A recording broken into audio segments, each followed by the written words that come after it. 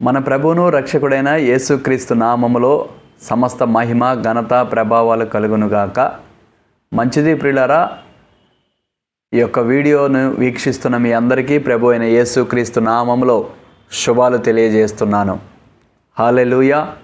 దేవుని నామానికి మహిమ కలుగునుగాక. మంచిది ప్రియులారా, దేవుడు మనకిచ్చిన ఈ గొప్ప అవకాశాన్ని బట్టి దేవుణ్ణి ఎంతగానో నేను ఘనపరుస్తున్నాను, మహిమపరుస్తున్నాను.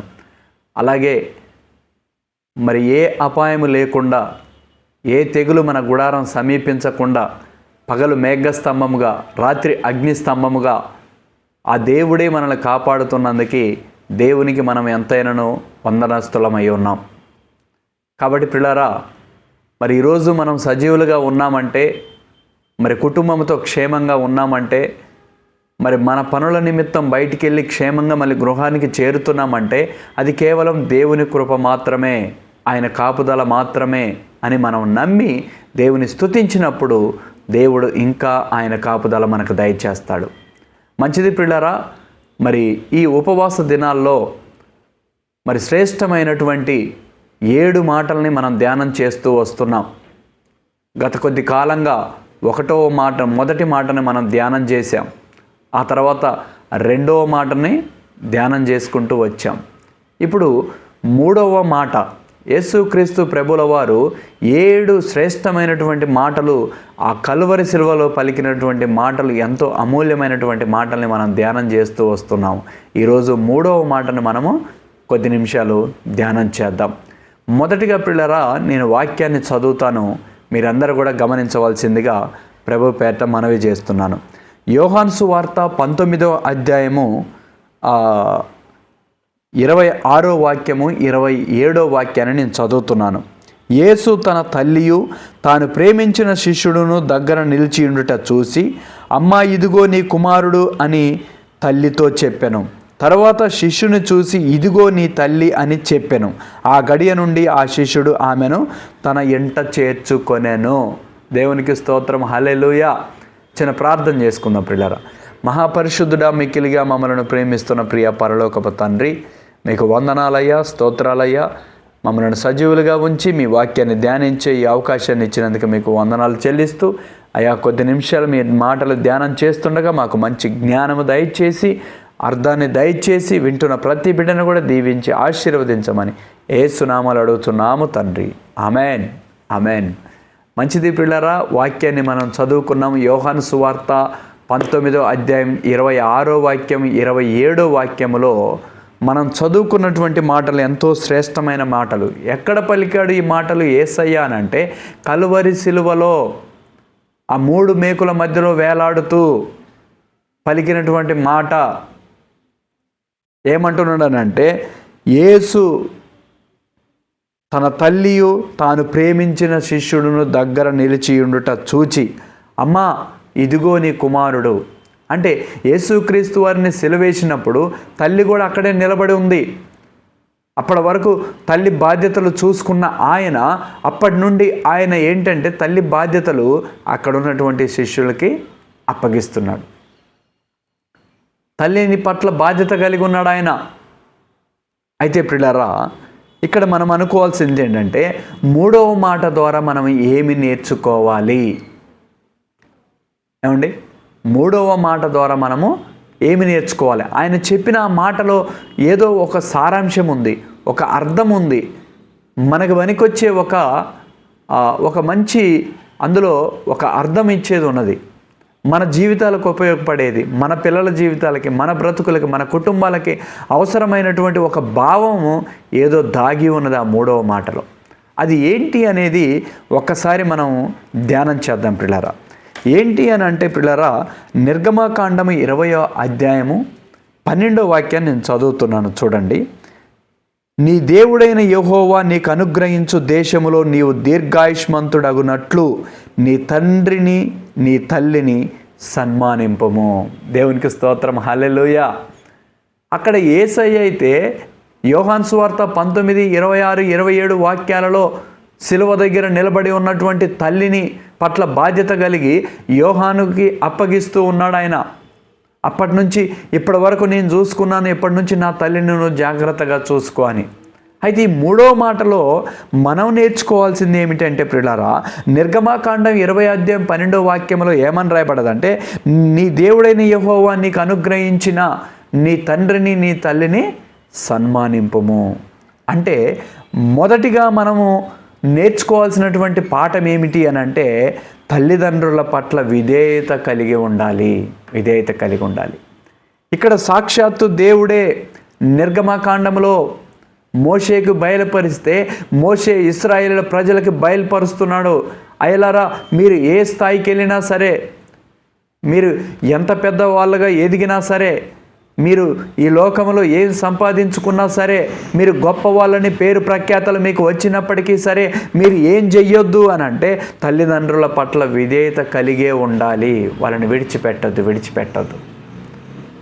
అందుకే ఇక్కడ మోషే గారు రాసుకుంటూ వస్తూ 10 ఆజ్ఞల్ని రాయడానికి ముందుగా ఆయన ఇక్కడ రాసుకుంటూ వస్తున్నటువంటి మాట, నీ తల్లిదండ్రులను విడిచిపెట్టొద్దయ్యా, నీ తల్లిదండ్రులను సన్మానింపుము. ఆజ్ఞలలో ఇది కూడా ఒక ఆజ్ఞగా చేర్చాడు ఆయన.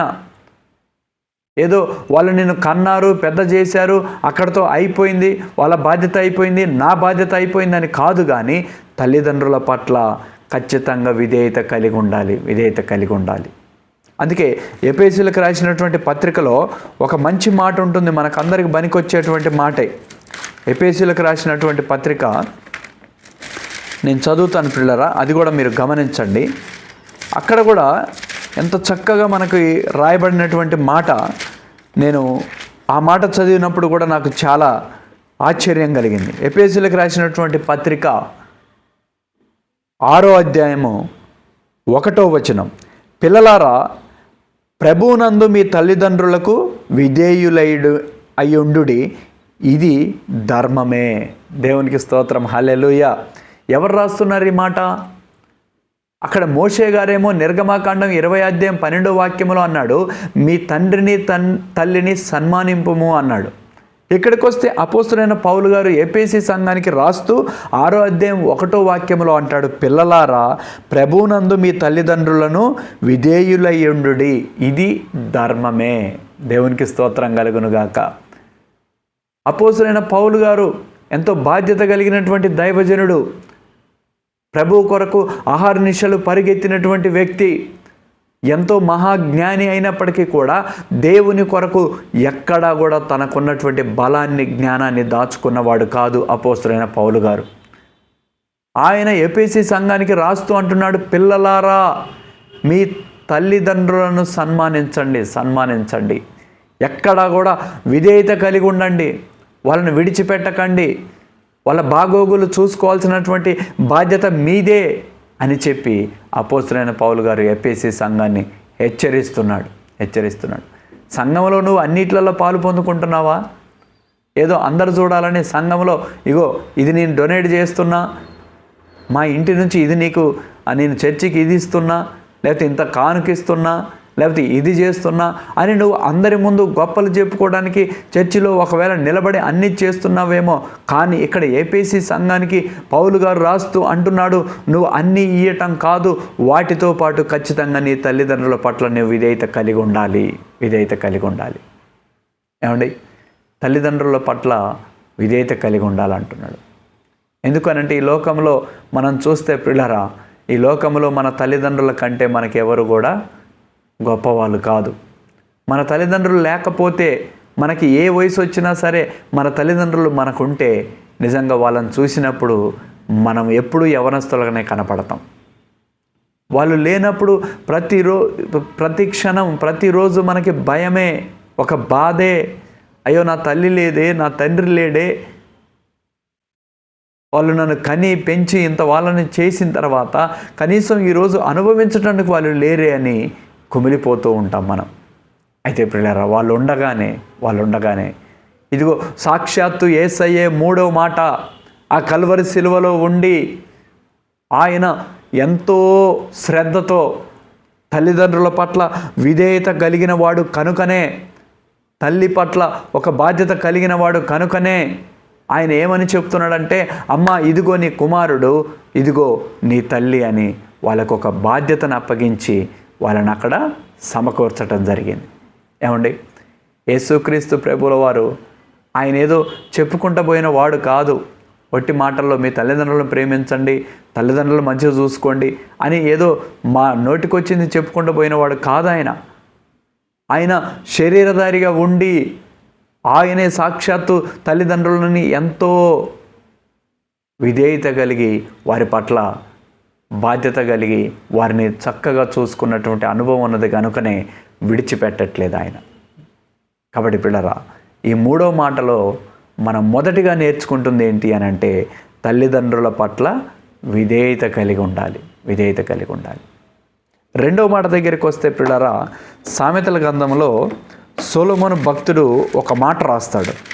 అది కూడా మీకు చూపిస్తాను నేను. సొలొమోను భక్తుడు ఒక మాట రాస్తాడు. సామెతల గ్రంథము 23వ అధ్యాయము 22వ వాక్యాన్ని నేను చదువుతున్నాను. చూడండి పిల్లరా. నిన్ను కనిన నీ తండ్రి ఉపదేశమును అంగీకరించుము, నీ తల్లి ముదిమి అందు ఆమెను నిర్లక్ష్యము చేయకుము. దేవునికి స్తోత్రం, హల్లెలూయా. ఈయన ఎవరండి? దావీదు గారి కుమారుడు, మహాజ్ఞాని అయిన సొలొమోను. దేవుని మందిరాన్ని కట్టగలిగినటువంటి సామర్థ్యం కలిగినటువంటి ఒక వ్యక్తి. దేవునికి బలులర్పించుటలో కూడా ఎంత మాత్రం కూడా వెనకాడనటువంటి ఒక వ్యక్తి. బాల్యంలోనే ఒక మంచి ప్రార్థన చేసినటువంటి అనుభవం ఉన్న ఒక వ్యక్తి. ఏం ప్రార్థన అయ్యా అంటే, దేవుని దగ్గర నుంచి నాకు వెండి కావాలయ్యా, బంగారం కావాలయ్యా, లేకపోతే ఇంకేదో కావాలయ్యా అని అడిగినవాడు కాదు. కానీ అయ్యా, చిన్నవాడనైనా నేను నీ ప్రజల్ని పరిపాలించే జ్ఞానము దయచేయ అని ప్రార్థన చేసినటువంటి ఒక మంచి వ్యక్తి సొలొమోను గారు. ఆయన చెప్తూ రాసుకుంటూ వస్తూ చెప్తున్న మాట, వృద్ధాప్యంలో దావీదును విడిచిపెట్టి పోలేదు సొలొమోను రాజు, తల్లిని విడిచిపెట్టి పోలేదు. అందుకే ఆయన ఏమంటున్నాడు అనంటే, నిన్ను కనిన నీ తండ్రి ఉపదేశాన్ని అంగీకరించు. నీ తండ్రి ఏదైతే చెప్తాడో దాన్ని నువ్వు అంగీకరించు, అది నీకు చెప్పేది నీ బాగు కొరకే అంటున్నాడు ఆయన. అలాగే కింద ఏమంటాడంటే, నీ తల్లి ముదిమి అందు ఆమెను నిర్లక్ష్యం చేయకు. నీ తల్లి ముసలిదైపోయిందనుకో, ఆమెను నిర్లక్ష్యం చేయకు. ఈ ముసలాంతో నాకేం పని, ఈ ముసలామె వల్ల నాకేం ఉపయోగం. అందుకే 2వ మాట మనం చదువుకున్నాం, సామెతలు 23:22లో తల్లిదండ్రులను నిర్లక్ష్యము చేయకూడదు అని. ఇక్కడ సొలొమోను భక్తుడే రాస్తున్నాడు, నీ తల్లిని ముదిమి వయసులో, నీ తండ్రిని ముదిమి వయసులో నిర్లక్ష్యం చేయకు. వాళ్ళని ఏదో మా పనికిరానులని మూలకబడేయకు. ఏదో బంధువులు వస్తున్నారనో, స్నేహితులు వస్తున్నారనో, నాతో పనిచేసే వాళ్ళు వస్తున్నారనో అడావుడిగా తీసుకుపోయి వాళ్ళని ఇంటెనక వదిలేయకు. చూస్తే ఒకవేళ అవమానమని నిర్లక్ష్యం చేయొద్దు. కాబట్టి పిల్లరా, దేవుడే మనకి తెలియజేస్తున్నాడు. సాక్షాత్తు యేసుక్రీస్తు వారు ఎక్కడ కూడా తల్లిదండ్రులను నిర్లక్ష్యం చేయలేదు. ఆయన ఎంత మాత్రము కూడా నిర్లక్ష్యం చేసి వదిలిపెట్టిన వాడైతే కాదు మనం ఆరాధిస్తున్న మన దేవుడు. నిశ్చయముగా ఆయన తల్లిదండ్రుల పట్ల ఖచ్చితంగా బాధ్యత కలిగి ఉన్నాడు. ఆయన విధేయత కలిగి ఉన్నాడు. ఆయన ఇక్కడ సొలొమోను కూడా మనకు అదే సాదృశ్యం కనపడుతున్నది. ముదిమి వచ్చే వరకు కూడా తల్లిని ఆనుకొని ఉన్నాడు కనుకనే సొలొమోను రాజు అవ్వగలిగాడు. ఎందుకు అనంటే, తండ్రి చెప్పింది అన్నాడు, వృద్ధాప్యంలో తల్లిని నిర్లక్ష్యం చేయకుండా సాధాడు కనుకనే దేవుడు మంచి రాజ్యాన్ని పరిపాలించే జ్ఞానం ఇచ్చి రాజుగా అభిషేకించాడు. కాబట్టి పిల్లరా, 2వదిగా ఎందుకు అనంటే, అదే సామెతల్లో ఇంకొక మాట ఉంటుంది, నేను అది కూడా చదువుతాను చూడండి. సామెతల గ్రంథము 1వ అధ్యాయము 8వ వాక్యంలో ఏమనుంటుందంటే, నా కుమారుడా, నీ తండ్రి ఉపదేశము ఆలకింపుము, నీ తల్లి చెప్పు బోధను త్రోసివేయకుము. చూడండి, తల్లిదండ్రులకి సొలొమోను ఎంత ప్రాధాన్యత ఇచ్చాడో ఈ మాటలు చదువుతుంటే మనకు అర్థమైపోతుందండి. వాళ్ళను నువ్వు ఎంత మాత్రం తోసేయొద్దు అంటున్నాడు ఇక్కడ. నీ తండ్రి ఉపదేశమును ఆలకించు, నీ తల్లి చెప్పు బోధ త్రోసివేది. ఏమండి, మన జీవితంలో మొట్టమొదట ప్రతి వ్యక్తికి ఒక గురువు ఎవరంటే మన తల్లి. ఏమండి, పాలిస్తూ ఏదో చెప్తూ ఉంటుంది, అవి మనకి అర్థం కాకపోయినా మనం నవ్వుతాం. చూడండి, ఇప్పుడు చిన్న పిల్లలు తల్లి పాలిస్తూ ఏదో చెప్తూ ఉంటే వాళ్ళు ఎంత చక్కగా ముచ్చట పెడతా ఉంటారు. అలాగే కొద్ది కొద్దిగా ఎదుగుతూ ఉంటే మన జీవితంలో మొట్టమొదట మనకు ఒక గురువు ఎవరైనా ఉన్నారంటే అది మన తల్లి. ఎలా నడవాలో నేర్పిస్తుంది, ఎలా మాట్లాడాలో నేర్పిస్తుంది, ఎలా మనం ఏం చెయ్యాలో నేర్పిస్తుంది, ఏం చెయ్యకూడదో కూడా నేర్పిస్తుంది. అలా అలా అలా అలా మనల్ని జీవితంలో పైకి తీసుకొస్తుంది మన తల్లి.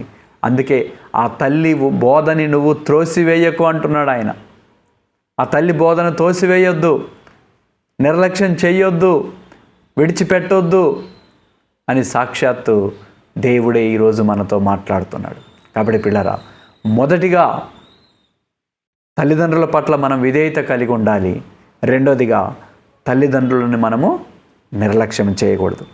మూడో విషయానికి వస్తే పిల్లరా, ఇంకొక వాక్యాన్ని కూడా నేను చదువుతున్నాను, మీరు గమనించండి. తిమోతికి రాసినటువంటి మొదటి పత్రికలో ఒక మంచి మాట ఉంటుంది. అక్కడ కూడా అపోస్తలుడైన పౌలు గారు ఒక మంచి మాటని మనకి తెలియజేస్తున్నాడు. తిమోతికి రాసినటువంటి మొదటి పత్రిక 5వ అధ్యాయము 8వ వాక్యాన్ని నేను చదువుతున్నాను. చూడండి, 5వ అధ్యాయం 8వ వాక్యం. ఎవడైనను స్వకీయులను విశేషముగా తన ఇంటి వారిని సంరక్షించకపోయిన ఎడల వాడు విశ్వాస త్యాగం చేసిన వాడై అవిశ్వాసి కన్నా చెడ్డవాడై ఉండును. హల్లెలూయా. ఏమండి, తిమోతికి రాశాడు అపోస్తలుడైన పౌలు గారు. రాసుకుంటూ వస్తూ ఇక్కడ కూడా తల్లిదండ్రుల పట్ల ఉన్నటువంటి బాధ్యత ఏమిటో ఆయన కూడా మళ్ళీ ఇక్కడ కూడా మనకి తెలియజేస్తున్నాడు. ఏమంటున్నాడు అని అంటే, తన ఇంటి వారిని అందరినీ రక్షించకపోయిన ఎడల వాడు విశ్వాస త్యాగం చేసిన వాడై అవిశ్వాసి కన్నా చెడ్డవాడై ఉండును. అంటే మొదటిగా మన ఇంటిని చూసుకోకపోతే, మన తల్లిదండ్రులను చూసుకోకపోతే అక్కడ అవిశ్వాసిగా ఉండిపోతాడని చెప్పేసి దేవుని వాక్యం సెలవిస్తుంది. కాబట్టి పిల్లారా, ఈ రాత్రికాల సమయంలో దేవుడు 3వ మాటతో మనతో మాట్లాడుతున్నటువంటి మాట ఏమిటంటే, ఇదిగో కుటుంబము పట్ల మనము బాధ్యత కలిగి ఉండాలని దేవుడు మనకు తెలియజేస్తున్నాడు. ఇంటి వారిని మనం ఎప్పుడైతే నిర్లక్ష్యం చేస్తామో, ఇంటి వారిని మనం ఎప్పుడైతే వదిలేస్తామో, ఇంటితో ఏ సంబంధం లేదని మనం వదిలేసుకొని వెళ్ళిపోతామో అప్పుడు మనం అవిశ్వాసితో సమానం అంటున్నాడు. కాబట్టి పిల్లారా, మూడోదిగా మనం ఏం చేసేవారిగా ఉండాలంటే కుటుంబం పట్ల బాధ్యత కలిగి ఉండాలి మనం. అప్పుడే దేవుడు మనల్ని ఆశీర్వదిస్తాడు. అందుకే గలతీ పత్రికలో కూడా ఒక మాట ఉంటుంది, అది కూడా నేను చదివి వినిపిస్తాను మీకు. గలతీ పత్రికలో అక్కడ కూడా గలతీల్లో కూడా మనకు ఒక మంచి మాట ఉంటుంది. గలతీ పత్రిక 6:10లో గలతీ 6:10లో ఒక మాట ఉంటుంది, అది చదువుతాను నేను, గమనించండి. కాబట్టి మనము సమయము దొరికిన కొలది అందరి ఎడలను విశేషముగా విశ్వాస గృహమునకు చేరిన ఎడలను మేలు చేయుదుము. దేవునికి స్తోత్రం. హల్లెలూయా. అంటే పిల్లరా, మూడోదిగా కుటుంబం పట్ల మనం బాధ్యత కలిగి ఉండాలి అని గలతీ పత్రిక కూడా మనకు తెలియజేస్తుంది. కాబట్టి పిల్లరా, ఈ యొక్క 3వ మాట ద్వారా మనం తెలుసుకుంది ఏమిటి అని అంటే, ఈ యొక్క 3వ మాట మనకి తెలియపరుస్తుంది ఏమిటంటే, సాక్షాత్తు దేవుడే చెప్తున్న మాట. యోహాను సువార్త 19, 26, 27 వాక్యాలలో ఆయన మనకి తెలియజేసిన మాటను మనం ఆధారం చేసుకుంటే, మొదటిగా మనం తల్లిదండ్రుల పట్ల విధేయత కలిగి ఉండాలి. రెండోదిగా తల్లిదండ్రులని మనం నిర్లక్ష్యం చేయకూడదు. మూడోదిగా కుటుంబము పట్ల మనం బాధ్యత కలిగి ఉన్నప్పుడు దేవుడు నిశ్చయంగా మనల్ని ఆశీర్వదిస్తాడు. మనం ఆరాధిస్తున్న యేసయ్య కూడా అలాగే బాధ్యత కలిగి ఉన్నాడు కనుకనే, ఆయన మాదిరిగా మనకు చూపించాడు కనుకనే ఆ రీతిగా మనం ఉన్నప్పుడు ఆయన కృప మనకు తోడై ఉంటుంది, ఆయన కనికరం మనకు తోడై ఉంటుంది. అట్టి కృప దేవుడు మనకు అనుగ్రహించునుగాక. ఆమేన్, ఆమేన్, ఆమేన్.